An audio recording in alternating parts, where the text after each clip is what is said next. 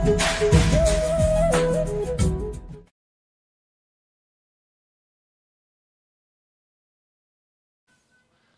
పౌర్ణమ శ్రావణ మాసంలో మనకి శుక్లపక్షంలో వచ్చేటటువంటి పౌర్ణమి తిథిని రాఖీ పౌర్ణిమ అని అంటాం. ఆ రాఖీ పౌర్ణమి రోజున మనందరికీ తెలిసింది ఏంటంటే రాఖీలు కడుతూ ఉంటాం.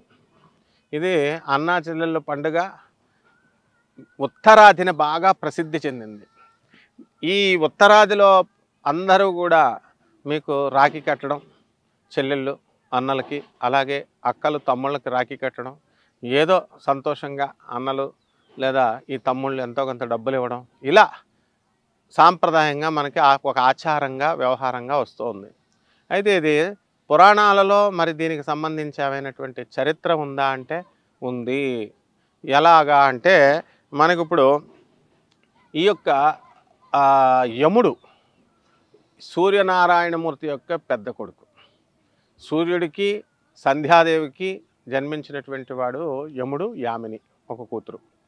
తర్వాత ఆ సంధ్యాదేవి ఏం చేసిందంటే సూర్యుడికి ఆ కాంతిని తట్టుకోలేక, సూర్యుడి యొక్క వేడిని తట్టుకోలేక, కాపురం చేయలేక ఆమె ఏం చేసింది, తన నీడకి ప్రాణప్రతిష్ఠ పోసింది. ప్రాణప్రతిష్ఠ పోసి ఛాయాదేవిగా ఒక రూపాన్ని ఇచ్చి ఈ సూర్యనారాయణమూర్తితో కాపురం చేయమని, నేను తపస్సు చేసుకుంటాను వెళ్ళిపోతానని వెళ్ళిపోయింది. వెళ్ళిపోయిన తర్వాత ఈ ఛాయాదేవి సూర్యనారాయణమూర్తితో కాపురం చేస్తూ ఉంది. చేస్తున్నప్పుడు శనీశ్వరుడు పుట్టాడు. ఆ తర్వాత భద్రాదేవి అనే ఒక దేవత పుట్టింది. ఈ భద్రాదేవి ఎలాగంటే ఈయన శనిని ఎలా భావించేవాళ్ళం మనం, ఒక ఎవరికైనా కష్టాలు వస్తే శని వల్ల వచ్చింది, శని వల్ల వచ్చింది అని అంటూ ఉంటాం. అలా అంటే అపశకునాలు జరుగుతాయి అన్నట్టుగా, అశుభాలు జరుగుతాయి అన్నట్టుగా. కానీ వాస్తవానికి శని ఎవరికి కూడా అశుభాలు చేయడు, తర్వాత అపశకునాలు చేయడు. మనం చేసినటువంటి కర్మలకు ఫలితాన్ని ఇస్తాడు అంతే, కర్మఫలదాత. మనం పూర్వజన్మల్లో మంచి పనులు చేస్తే మంచి ఫలితాలని, చెడ్డ పనులు చేస్తే చెడ్డ ఫలితాలని, కష్టాలని ఇస్తాడు అంతే.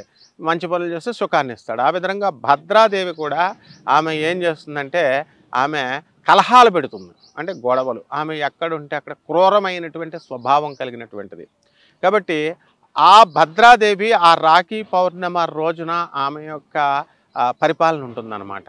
అంటే ఇప్పుడు ఉదాహరణకి ఆదివారం ఉంది, రవి యొక్క పరిపాలన, ఆ రవి పాలిస్తాడు. సోమవారం ఉంది, చంద్రుడు రూల్ చేస్తాడు. కుజుడు ఉన్నాడు, మంగళవారం రూల్ చేస్తాడు. ఆ విధంగా ఈ శనివారాన్ని శని రూల్ చేస్తే ఈ రాఖీ పౌర్ణమి రోజున మనకి భద్రాదేవి రూల్ చేస్తూ ఉంటుంది. ఈ భద్రాదేవి ఎప్పటి వరకు ఉంటుందంటే మధ్యాహ్నం 12:30 వరకు ఉంటుంది. ఆ తర్వాత ఇంకొక గంట పాటు ఆ రోజు అంటే 1:30 పాటు వరకు తన యొక్క ప్రభావాన్ని కొనసాగిస్తూ ఉంటుంది. కాబట్టి 2024 సంవత్సరంలో మరి ఆగస్టు 19వ తేదీన వచ్చినటువంటి రాఖీ పౌర్ణమి రోజున మీరు 12:30 లోపల, 1:30 లోపల మీరు రాఖీ కట్టకూడదు. ఆ 1:30 దాటిన తర్వాతే రాఖీ కట్టాలి. మీరు కట్టిన తర్వాత కడితే ఏమవుతుందని ప్రశ్న వేస్తే ఏమవుదు, గొడవలు వచ్చేస్తాయి అనమాట. అన్నా చెల్లెళ్ళు ఇద్దరు డమాలని విడిపోతారు. అంతకుముందు నువ్వు లేకపోతే నేను లేను, అన్న చెల్లి అని త్యాగాలు చేసేటటువంటి అన్నా చెల్లెళ్ళు ఇప్పుడు దేశంలో అందరూ చూడండి, చిన్నప్పుడు అందరూ ప్రేమగానే ఉంటారు. అయ్యా బాబోయ్ మా చెల్లి లేకపోతే నేను లేనన్నట్టు బిల్డప్లు ఇస్తారు. కానీ తల్లిదండ్రులు ఆమె కాపురం ఆమె చేసుకుని, నీకు పెళ్ళి నీవు కాపురం నువ్వు చేసుకుంటున్నప్పుడు మీ తల్లిదండ్రులు ఆస్తుల పంపకాల్లో జస్ట్ ₹1,00,000 చెల్లికి కానీ అన్నకు కానీ ఎక్కువ ఇస్తే వెంటనే ఇమీడియట్ డమాలని ఈ యొక్క ప్రేమలు అభిమానాలు తొలగిపోతాయి. కాబట్టి ఇలాంటి కలహాలు పెడుతుందన్నమాట.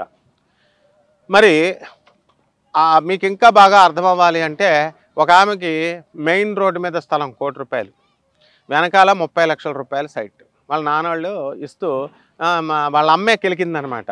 ఏమని, నువ్వు నాన్నని ఇంతకాలం అడగలేదు కదా, ఏమి ఈ స్థలాన్ని అడుగు, ₹1,00,00,000 స్థలాన్ని, నీ కట్నం తక్కువ ఇచ్చాం కదా అప్పుడు రోజుల్లో అని చెప్పి కెలికింది తల్లే. సరే అని ఈ అమ్మాయి వెళ్ళి అడిగింది వాళ్ళ నాన్నని. సరే ఇస్తానని చెప్పేసి అతను ఏం చేశాడు, మళ్ళీ వాళ్ళ అబ్బాయికి చెప్పేసరికి అప్పుడు దాకా అన్నా చెల్లెళ్ళిద్దరు ఫుల్ డైలీ ఫోన్ 4 సార్లు 3 సార్లు చేసుకుంటేవారు. ఆ తర్వాత ఎప్పుడైతే ఆస్తి ₹1,00,00,000 ఆస్తి ఇచ్చేస్తున్నారని తెలిసేసరికి ఆ తమ్ముడు పెళ్ళాము ఒప్పుకోలేదు, అతను ఒప్పుకోలేదు. తల్లిదండ్రులతో మాట్లాడడం మానేశాడు, చెల్లెలతో మాట్లాడడం మానేశాడు. ప్రేమాభిమానాలు ఫుల్ స్టాప్ అయిపోయినాయి, ఢమాలు అయిపోయినాయి.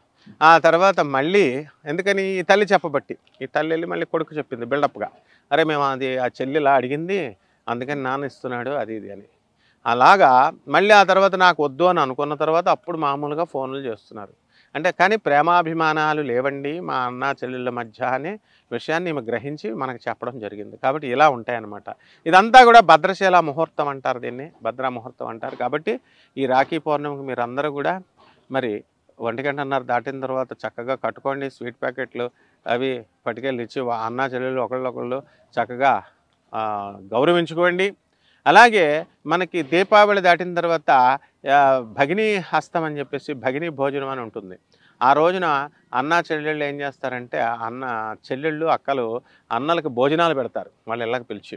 ఆ రోజున ఎంత దూరంలో ఉన్నా సరే అన్నలు తమ్ముళ్ళు వచ్చి వాళ్ళ ఇళ్లలో వాళ్ళ చెల్లెళ్ళ ఇళ్లలో భోజనాలు చేస్తారు.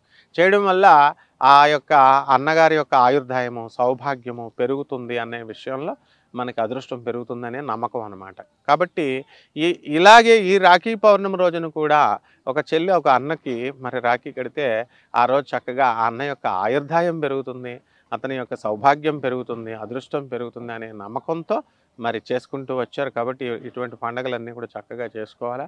మరి ఆర్భాటంగా పెద్ద పెద్ద ఖరీదైన రాఖీలు కట్టక్కర్లేదు, మామూలు తాడి కట్టినా చాలు. ప్రేమ అభిమానం అనేటటువంటిది ముఖ్యం ఇక్కడ, ఆర్భాటాలు ఇవి కాదు. కాబట్టి జాగ్రత్తగా ఈ రాఖీ పౌర్ణమి చేసుకోండి. శుభమస్తు.